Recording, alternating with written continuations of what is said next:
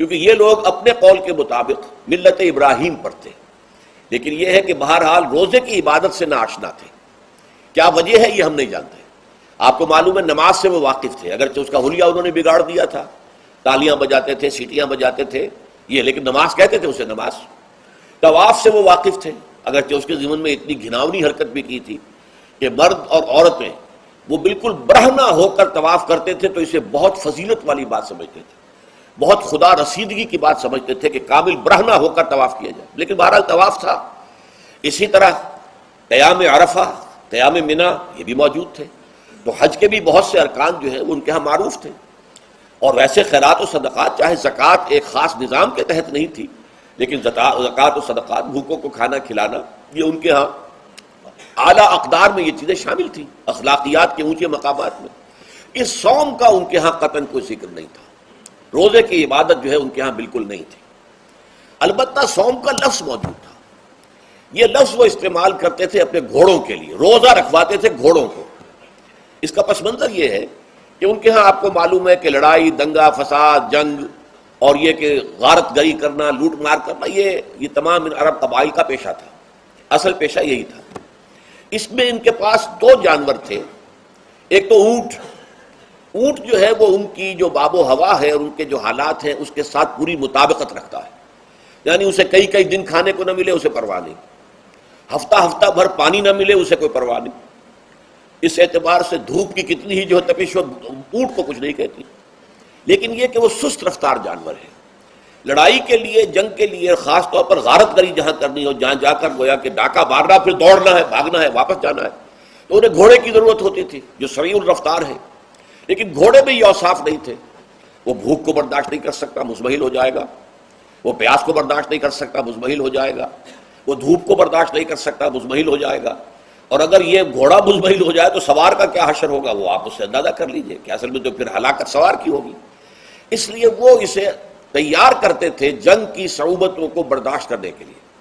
اس کا دانہ پانی بند کر دیا، اور اس کا منہ جو ہے وہ عرب بدو جو ہوتا تھا خود تو اپنا چہرہ اور سر لپیٹ لیتا تھا کپڑے کے اندر جب وہ چلتی تھی۔ ان کے ہاں باد سموم، تیز آگ جیسی ہوا جو ہے جس کے اندر ریت کے ذرات بھی ایسے ہوتے تھے گویا کہ کسی بھاڑ کی جو ہے اس کے اندر کی ریت جو ہے وہ چلی آ رہی ہے، تو گھوڑے کا رخ ادھر کر کے کھڑے کر دیتے تھے اس کو، خود اپنے منہ پر ڈاٹا باٹا باندھا ہوا اپنی حفاظت کے لیے، تاکہ اس کے اندر دھوپ کی سختی برداشت کرنے کی عادت پیدا ہو جائے، پیاس کی برداشت کرنے کی عادت پیدا ہو جائے، بھوک کو برداشت کرنے کی۔ اس کو کہتے تھے صوم۔ صوم کے لفظی معنی رک جانا۔ اب یہ کھانے پینے سے رکا ہوا ہے، اور یہ دھوپ کی سختیاں برداشت کرنے کے لیے دھوپ کے اندر، اور وہ جو آتی تھی وہاں پہ باد سموم، اس کے اندر بھی اس کا سامنا کرنے کے لیے تیار ہے۔ تو یہ پس منظر ہے روزے کا لغوی اعتبار سے، اور یہ کہ اہل عرب جو ہے پرانے وہ اس عبادت سے ناواقف تھے، لہٰذا ہمیں پورے مکی قرآن میں اس کا کہیں ذکر نہیں ملتا۔ البتہ مدینے میں جب حضور تشریف لائے اور صحابہ کرام ہجرت کے بعد، تو یہاں آپ نے دیکھا کہ یہودی جو ہے وہ روزہ رکھتے ہیں یوم عاشورہ کا، 10 محرم کا۔ تو حضور نے دریافت کیا کہ یہ تم 10 محرم کو روزہ کیوں رکھتے ہو؟ تو انہوں نے کہا کہ یہ دن ہماری نجات کا دن ہے۔ 10 محرم کو اللہ تعالیٰ نے فرعون کو غرق کیا تھا اور ہمیں نجات دی تھی اس کے ظلم و ستم سے، تو شکرانے کے طور پر ہم روزہ رکھتے ہیں۔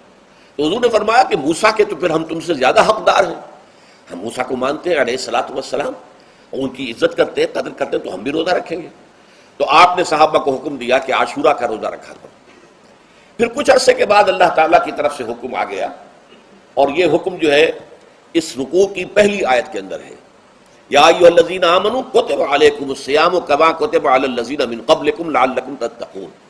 لیکن جیسا کہ میں بعد میں بتاؤں گا، یہ حکم صوم رمضان کا نہیں ہے، بلکہ یہ کہ اللہ کے حکم سے پہلے 3 دن کے روزے فرض کیے گئے۔ ہر مہینے کی 13ویں، 14ویں اور 15ویں تاریخ کو روزہ رکھو۔ اس میں بڑی حکمت تھی، کیونکہ یہ عرب عادی نہیں تھے روزے کے، تو انہیں تدریجاً خو کر کرنا تھا۔ ظاہر بات ہے کہ 30 دن جو ہے وہ تو ایک بڑی مدت ہے، اور ظاہر بات ہے کہ مئی کا مہینہ بھی آ جائے گا، اس میں جون بھی آئے گا، جولائی بھی آئے گا، قیامت خیز مہینے آ جائیں گے، تو بڑی ہمت جواب دے جائے گی۔ تو پہلے روزہ ہر مہینے 3 روزے رکھنے کی ان کو مشق کرائی جائے تاکہ یہ عادی ہو۔ یہ 3 روزے اگر مئی میں بھی آ گئے، جون میں بھی آ گئے، تب بھی ٹھیک ہے، اس کو انسان 3 دن کی تو مشقت برداشت کر سکتا ہے۔ تو پہلے یہ کیا گیا، لیکن اس کے ضمن میں یہ حکم دے دیا گیا، اس کو کہتے ہیں وجوب علی التخییر، یہ اختیار دے دیا گیا کہ یہ 3 روزے تم پر واجب کیے جا رہے ہیں، لیکن یہ کہ اگر تم یہ روزے نہ رکھو تو تم فدیہ دے سکتے ہو 1 مسکین کو کھانا کھلانا صبح و شام. یہ ہے وجوب التخیر. دوسری رعایت یہ دی گئی کہ اگر کوئی شخص ان 3 تاریخوں میں بیمار ہو یا سفر پر ہو تو وہ تعداد دوسرے دنوں میں پوری کر لے. یہ ہے گویا کہ سب سے پہلا حکم جو دیا گیا ہے. اور اس کے ضمن میں اب میں چاہتا ہوں کہ آیت نمبر 2 آپ اچھی طرح پڑھ لیں، اپنا سامنے رکھیے اور اس کے حوالے سے یہ بات سمجھ لیجیے. ایام معدودات، یہ دن ہے چند گنتی کے. مجھے حیرت ہوتی ہے کہ جدید جو مفسرین ہیں جنہوں نے اردو میں ترجمے کیے ہیں، تفسیریں کی ہیں، ان سب کے نگاہوں سے یہ بات اوجھل رہی کہ یہ در حقیقت رمضان کے روزے کا ذکر نہیں ہے، بلکہ اس ابتدائی حکم سے متعلق ہے کہ جو ہر مہینے میں 3 دن کے روزے رکھنے کا حضور نے دیا تھا. لیکن یہ کہ میرا اپنا ذاتی واقعہ یہ ہے زندگی کا، اور یہ اہم واقعات میں سے ہے. میں جب میڈیکل کالج میں پڑھتا تھا تو مجھے 19-20 سال کی میری عمر، اس وقت بھی مجھے یہ احساس ہوا تھا کہ یہ جو 2 آیات آئی ہیں یہاں ایک دوسرے کے تقابل میں، یہ بیک وقت نازل نہیں ہو سکتی، ان میں وقفہ ہوگا. اور یقیناً پہلا حکم کسی اور پس منظر میں ہے، دوسرا حکم جو بعد میں ہم دیکھیں گے وہ کسی اور پس منظر میں ہے. تو میری رائے یہ تھی، اور میں اس پر قائم بھی تھا، بیان بھی کرتا تھا، لیکن ڈرتا تھا اس لیے کہ اس وقت تک جتنی تفسیریں میں نے دیکھی تھی، ترجمے دیکھے تھے، ان میں سے کسی نے یہ بات کہی نہیں تھی. تو ایک آدمی اپنی رائے کے اوپر اتنی بڑی بات کہہ دے تو میں ڈرتا رہتا تھا، لیکن کہتا تھا کہ میری رائے یہی ہے. پھر اتفاق سے جماعت اسلامی ہند کا ترجمان ہوتا تھا ماہنامہ زندگی، عروج احمد قادری صاحب اس کے مدیر تھے. وہ جو ایک پرچہ آیا اس میں انہوں نے تنقید کی تھی مولانا سید انور شاہ بخاری رحمۃ اللہ علیہ پر، کہ ان کشمیری رحمۃ اللہ علیہ سے ان کے اوپر یہ تنقید کی تھی کہ انہوں نے یہ عجیب بات کہہ دی ہے کہ یہ جو حکم ہے یہ رمضان کا نہیں ہے، بلکہ رمضان سے پہلے جو حضور نے حکم دیا تھا 3 دن کے روزے رکھنے اس سے متعلق ہے. اب مجھے اس کے اوپر پورا اطمینان ہو گیا کہ اگر سید محمد انور شاہ کاشمیری رحمۃ اللہ علیہ کی رائے یہ ہے تو متفق گردید رائے ابو علی برائے من، مجھے اب اس سے زیادہ اور کسی سند کی ضرورت نہیں. بعد میں نے جب تفسیر کبیر امام رازی رحمۃ اللہ علیہ کی اس کا بھی مطالعہ شروع کیا تو میں حیران ہوا کہ سلف میں تو یہ رائے کثرت سے موجود تھی. کیا سبب ہوا ہے کہ آج کے دور کے جو مترجمین اور مصنفین ہیں ان کی نگاہوں سے بالکل یہ بات اوجھل ہو گئی.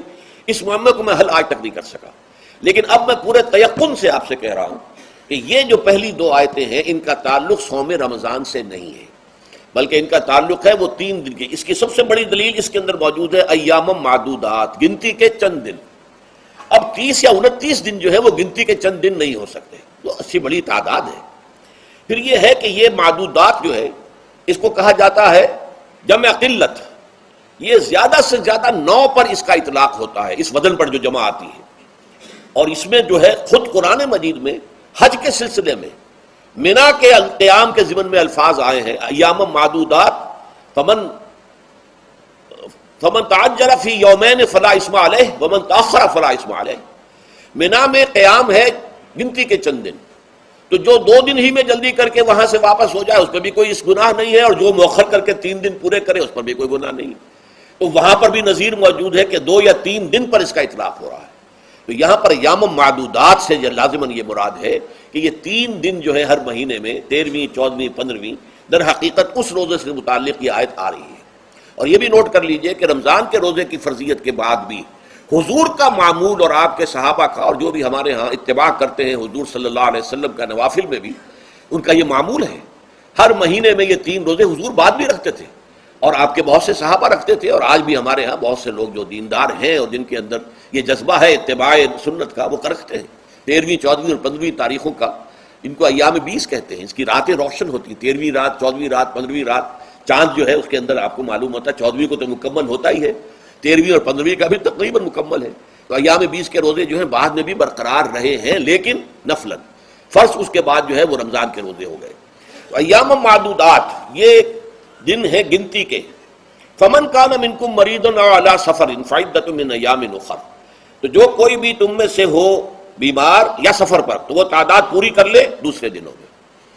گویا کہ اب اگلی کا ایک تو یہ رعایت ہو گئی. دوسری رعایت وعلی الذین یطیقونہ فدیۃ طعام مسکین.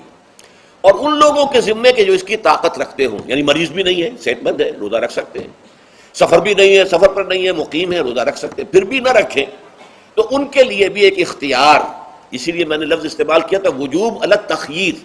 واجب تو ہے لیکن اس میں ایک اختیار دے دیا گیا ہے. وہ اختیار کیا ہے؟ فدیۃ طعام مسکین. تو پھر یہ ہے کہ ایک مسکین کو کھانا کھلا دینا، فدیہ کہتے ہیں کسی چیز کا بدل ہو جائے، جیسے کہ جنگی مجرم ہے، اس کا فدیہ ہے، گویا کہ اس کو دے کر وہ پھر آزاد ہو جائے گا، فدیہ اس کو کہتے ہیں۔ تو فدیۃ طعام مسکین، لیکن یہ ہے کہ فمن تطوع خیرا فهو خیر اللہ، اور جو نیکی سے خیر کرنا چاہے مزید تو وہ اس کے لیے بہتر ہے، ایک کے بجائے 2 کو کھلائے، 3 کو کھلائے، 4 کو کھلائے، 10 کو کھلائے، تو یہ تو ترغیب ہے، لیکن کم سے کم ایک مسکین کو کھانا کھلانا 2 وقت کا۔ وَأَن تَصُومُوا خَيْرٌ لَكُمْ، اب دیکھیے یہ لفظ بول رہے ہیں، اگر تم روزہ رکھو تو یہ تمہارے حق میں بہتر ہے، یعنی اگرچہ اختیار تمہیں دے دیا ہے، اختیار یہ ہے کہ روزہ رکھو، اگر نہ رکھو تو فدیہ دے دو ایک مسکین کا کھانا، لیکن اگر تم روزہ رکھو، ان کنتم تعلمون، اگر حقیقت میں تم علم رکھتے ہو کہ روزے کے اندر کیا کیا برکات ہیں، تو تمہیں روزہ لازماً رکھنا چاہیے۔ تشویق اور ترغیب موجود ہے، لیکن یہ کہ اس کی فرضیت یا وجوب نہیں ہے۔ یہ تھا ابتدائی حکم روزے کے ضمن میں۔ اب اس کے بعد اگلی آیت جو ہے اس کے بھی پہلے حصے کو مت پڑھیے، شہر رمضان الذی انزل فیہ القرآن، اس کے بارے میں تو بعد میں گفتگو ہوگی، بینات من الہدی والفرقان، لیکن اگلا جملہ فمن شہد منکم الشہر فلیصم، اب یہ رمضان کے روزے کی فرضیت کا حکم آیا ہے۔ رمضان کا مہینہ وہ ہے جس میں قرآن نازل کیا گیا، اس کے بارے میں جیسا کہ میں نے عرض کیا پھر بعد میں عرض کروں گا، لیکن جو شخص بھی تم میں سے موجود ہو اس مہینے میں، اپنے گھر میں موجود ہے، اپنے شہر میں موجود ہے، سفر پر نہیں ہے، یا یہ ہے کہ جو شخص بھی اس مہینے کو پائے، اس کی زندگی میں یہ مہینہ آ جائے، یہ برکتوں کا ایک موقع اسے مزید حاصل ہو جائے، فلیصم، یہ امر کا صیغہ ہے، یہ وجوب ہے مطلقاً۔ اب اس میں جو 2 رعایتیں پہلے دی گئی تھی ان میں سے ایک کو برقرار رکھا، وَمَنْ كَانَ مَرِيضًا أَوْ عَلَى سَفَرٍ فَعِدَّةٌ مِّنْ أَيَّامٍ أُخَرَ، یہی وہ الفاظ ہیں جن کی بنا پر میرا گمان اس وقت بھی یہ تھا کہ یہ 2 بیک وقت نازل نہیں ہو سکتی آیات، یہ جو تکرار ہے بے معنی تکرار ہو جائے گی پھر اگر ایک ہی وقت میں نازل ہو رہی ہو، اور قرآن مجید کی فصاحت اور بلاغت سے یہ چیز بعید ہے کہ وہاں پر اس طرح کی تکرار بلا سبب ہو رہی ہو۔ قرآن میں اور بہت سی آیات ہیں جن میں کہ آپ کو معلوم ہے کہ پورا رکوع ہے سورہ مزمل کا، جس میں قیام اللیل کا حکم ہے، پھر اسی کے آخر میں وہ آیت شامل کر دی گئی ہے جو کم سے کم 1 سال بعد نازل ہوئی ہے، جس میں کہ رات کے قیام کا وجوب ختم کر دیا گیا، اور صرف یہ کہ جتنا بھی تم سے ممکن ہو سکا کرو، ضروری نہیں ہے کہ تہائی شب ہو، آدھی ہو، 2 تہائی ہو، جتنا بھی ممکن ہو قرآن پڑھا کرو رات کو، گویا کہ وہ فرضیت جو تھی قیام اللیل کی وہ ختم ہو گئی۔ اس حوالے سے وہ جو ناسخ ہے، منسوخ کرنے والی آیت بھی اس کے ساتھ ہی رکھ دی گئی ہے، تاکہ وہ جو اصل حکم تھا وہ بھی برقرار سامنے رہے، اور جس نے آ کر اسے منسوخ کیا وہ بھی برقرار رہے اور سامنے رہے۔ اسی طرح یہاں پر بھی یہ حکم آیا، کتنے عرصے کے بعد آیا یہ مجھے معلوم نہیں، لیکن یہ کچھ عرصے کے بعد آیا ہے کہ رمضان کا مہینہ وہ ہے کہ جس میں قرآن نازل کیا گیا۔ اب جو شخص بھی اس مہینے کو پائے اس پر لازم ہے کہ اس کے روزے رکھے۔ ہاں، من کان مریضا او علی سفر، جو شخص ہو مریض، بیمار ہو یا سفر پر ہو، فعدۃ من ایام اخر، تو وہ تعداد پوری کر لے دوسرے دنوں میں۔ یرید اللہ بکم الیسر ولا یرید بکم العسر، اللہ تمہارے ساتھ آسانی چاہتا ہے، سختی نہیں چاہتا۔ یہ اصل میں کیوں کہا ہے اس کی وجہ سمجھ لیجئے، آج بھی آپ کو اپنے ہاں ایسے لوگ مل جائیں گے جن کا تقویٰ کا تصور اتنا غلط ہو گیا ہے کہ 104 درجے کا بخار ہے، روزہ چھوڑنے کو تیار نہیں۔ بھلے آدمیوں، اللہ نے تمہیں ایک رخصت دی ہوئی ہے تو خام خواہ اپنے اوپر یہ شدت کیوں لے رہے ہو؟ لیکن لیتے روزہ چھوڑنے کو تیار، روزہ قضا نہیں کروں گا، سفر پر جا رہے ہیں اور روزہ قضا کرنے کو تیار نہیں۔ ایک موقع پر ایک غزوے کے دوران ایسا ہوا کہ کچھ لوگوں نے روزہ رکھا ہوا تھا، لیکن وہ اتنے یوں سمجھیے مزمحل ہو گئے کہ جب پڑاؤ پر پہنچے تو جن کا روزہ نہیں تھا انہوں نے تو بڑی چاق و چوبند طریقے سے خیمے نصب کیے، سارا بندوبست کیا، اور یہ جا کر بے سود ہو کر بے ہوش ہو کر گر پڑے۔ تو حضور نے فرمایا ان کو دیکھ کر، لیس من البر الصیام فی السفر، سفر میں روزہ رکھنا یہ کوئی نیکی کا کام نہیں ہے، یہ نیکی کا غلط تصور ہے کہ جو تم نے اپنے اختیار کر لیا، یہ تمہارے اندر تشدد پسندی پیدا ہو رہی ہے۔ دین کے احکام میں جو مقصد ہے وہ کیا ہے؟ یرید اللہ بکم الیسر ولا یرید بکم العسر۔ اسی پر عمل کرتے ہوئے حضور نے فرمایا ہے کہ جو بھی علماء دین ہیں یا جو رہنمایان دین ہیں ان کا کام کیا ہے؟ آپ نے فرمایا یسروا ولا تعسروا، دیکھو آسانیاں پیدا کرو، سختیاں پیدا نہ کرو۔ دین میں سختیاں پیدا کرنا بھی وہ اسر اور اغلال بن جاتا ہے کہ جس کو رفع کرنے کے لیے اور جس سے لوگوں کو، یہودیوں کو اور تمام اہل کتاب کو نجات دینے کے لیے اللہ تعالیٰ نے اپنے رسول محمد صلی اللہ علیہ وسلم کو بھیجا۔ وَيَضَعُ عَنْهُمْ إِصْرَهُمْ وَالْأَغْلَالَ الَّتِي كَانَتْ عَلَيْهِمْ، کہ جہاں وہ نیکی کا حکم دیتے ہیں، بدی سے روکتے ہیں، پاکیزہ چیزوں کو حلال ٹھہراتے ہیں اور خبیث چیزوں کو، ناپاک چیزوں کو حرام قرار دیتے ہیں، وہیں پہ لوگوں کے اوپر سے وہ بوجھ بھی ختم کرتے ہیں کہ جو انہوں نے خام خواہ اپنے اوپر لاد لیے۔ ان میں سے یہ بھی ہے کہ یہ نیکی کا کام نہیں ہے کہ آپ سفر میں ہیں اور روزہ رکھ رہے ہیں۔ یرید اللہ بکم اليسر ولا یرید بکم العسر وَلِتُكْمِلُوا الْعِدَّةَ، لیکن یہ بات واضح رہے کہ اب تمہارے لیے تعداد کو پورا کرنا لازم ہے، یہ نہیں ہے کہ آپ اس کی جگہ پر فدیہ دے دیں تو بات پوری ہو جائے گی، نہیں۔ روزے کی تعداد، آپ کے رمضان میں 2 روزے 3 روزے چھوٹ گئے بیماری کی وجہ سے، ٹھیک ہے، لیکن دوسرے دنوں میں اس کی قضا دینی لازم ہے۔ وہ روزے رکھنے جو ہیں آپ پر لازم ہے، ان کا کوئی بدل جو ہے وہ فدیہ نہیں ہو سکتا۔ البتہ یہ نوٹ کر لیجئے، یہ حکمت نبوی ہے کہ یہاں اگرچہ وہ فدیے کا حکم جو ہے گویا کہ بظاہر قرآن مجید کے الفاظ سے محسوس ہوتا ہے کہ مطلقاً منسوخ ہو گیا، لیکن حضور نے اس کو خاص حالتوں میں باقی رکھا ہے۔ کوئی شخص اتنا بوڑھا ہو چکا ہے یا خاتون اتنی بوڑھی ہو چکی ہے کہ دن بھر کا فاقہ جو ہے اس میں اندیشہ ہے کہ کہیں ہلاک نہ ہو جائے، کوئی مریض ہے، مرد ہے یا عورت ہے، وہ ڈائبٹیز کی مریضہ ہے، اس کو وہ شوگر کا مرض ہے اور وہ اس کو برداشت نہیں کر سکتی، شوگر لیول بہت نیچے ہو جائے تو موت واقع ہو سکتی ہے۔ کوئی ایسا مریض ہے جس کو مرض سے شفا پانے کی اب کوئی امید ہے ہی نہیں کہ میں مرض سے شفا پا جاؤں گا یا پا جاؤں گی تو اس کے بعد میں روزہ مکمل کر دوں گی، نہیں۔ ایسے لوگوں کے لیے حضور نے اس رعایت کو برقرار رکھا ہے کہ ایسے لوگ اگر ایک مسکین کو کھانا کھلا دیں تو یہ فدیہ بن جائے گا۔ لیکن جو بھی شخص صحت مند ہو اور صحت کی توقع رکھتا ہو، اور جو شخص بھی طاقت رکھتا ہو روزے کا قضا کر دینے کا، اس کے لیے لازم ہے کہ روزوں کی قضا کرے۔ وَلِتُكْمِلُوا الْعِدَّةَ وَلِتُكَبِّرُوا اللَّهَ عَلَى مَا هَدَاكُمْ، اور تاکہ تم اللہ کی کبریائی کا اعلان کرو اس چیز پر کہ جو اس نے تمہیں ہدایت عطا فرمائی ہے۔ اب اس کا ایک تو ظاہر ہے کہ جب روزے ختم ہوتے ہیں عید الفطر میں، تکبیر، اضافی تکبیرات کے ساتھ 2 رکعتیں ہیں جو ہم ادا کرتے ہیں۔ احناف کے نزدیک 6 اضافی تکبیرات ہیں اور اہل حدیث کے نزدیک 12 ہیں، لیکن تکبیرات ہیں اضافی۔ اور یہ کہ جاتے ہوئے اور آتے ہوئے عید کے لیے آپ جا رہے ہیں تو تکبیرات پڑھتے ہوئے جائیے، واپس آ رہے ہیں تکبیر پڑھتے ہوئے آئیے، اور یہ بھی کہ جاتے ہوئے راستہ کوئی اور، آتے ہوئے راستہ کوئی اور اختیار کیجئے تاکہ پورا شہر، پوری بستی جو ہے تکبیر کی آواز سے گونج جائے۔ یہ ظاہر ہے۔ باطن اس کا کیا ہوگا؟ اللہ کی کبریائی کا اعلان کرو، اللہ کی کبریائی کو نافذ کرنے کی کوشش کرو۔ جب اللہ نے تمہیں ہدایت دے دی ہے، تمہیں اپنے دین حق سے نواز دیا ہے، تمہارا فرض ہے کہ اس کو قائم کرو، اس کے لیے جد و جہد کرو، اس کے لیے تن من دھن لگاؤ، اس کے لیے جان اور مال سے جہاد کرو۔ وَلِتُكَبِّرُوا اللَّهَ عَلَى مَا هَدَاكُمْ وَلَعَلَّكُمْ تَشْكُرُونَ، اور تاکہ تم واقعتاً شکر کرو۔ اس پر بھی گفتگو بعد میں ہوگی۔ یہ حکمت صوم کے حوالے سے ہے یہ لفظ۔ اس کے بعد جو ہے ایک آیت چھوڑ کر پھر اگلی 5ویں آیت پڑھیے۔ یہ ہے تکمیلی احکام۔ ابتدائی احکام آ گئے، نمبر 2 میں صوم رمضان کا حکم آ گیا۔ نمبر 3 پر ہوا کیا تھا کہ جب روزوں کا حکم دیا گیا تو چونکہ مثال آپ نے رکھی تھی یہود کی کہ یہود جو ہے عاشورہ کا روزہ رکھتے ہیں تو ہم بھی کیوں نہ رکھیں، مسلمانوں تم بھی رکھو۔ اس سے گمان یہ کیا گیا کہ جو احکام یہود کی شریعت میں ہیں روزے کے، شاید وہی ہماری شریعت میں بھی ہے، اور ان کی شریعت میں یہ تھا کہ رات کو سو گئے تو روزہ شروع ہو گیا، اور وہ روزہ اب نہ کوئی سحری ہے نہ رات میں کے دوران کوئی میاں اور بیوی جو ہے وہ ہم بستری کر سکتے ہیں، بلکہ یہ کہ وہ روزہ صبح سے لے کر پھر جب رات کے بعد صبح آئے گی، صبح سے پھر دوپہر اور شام اور غروب آفتاب پر جا کر روزہ ختم ہوگا۔ گویا کہ کم و بیش 20 گھنٹے کا روزہ یا 21 گھنٹے کا روزہ، کیونکہ اگر غروب آفتاب کے 3 گھنٹے کے بعد آدمی سو گیا تو وہاں سے جو روزہ شروع ہوا ہے تو غروب آفتاب پر اگلے روز جو ہے وہ ختم ہوگا تو ہو جائے گا 20-21 گھنٹے کا روزہ۔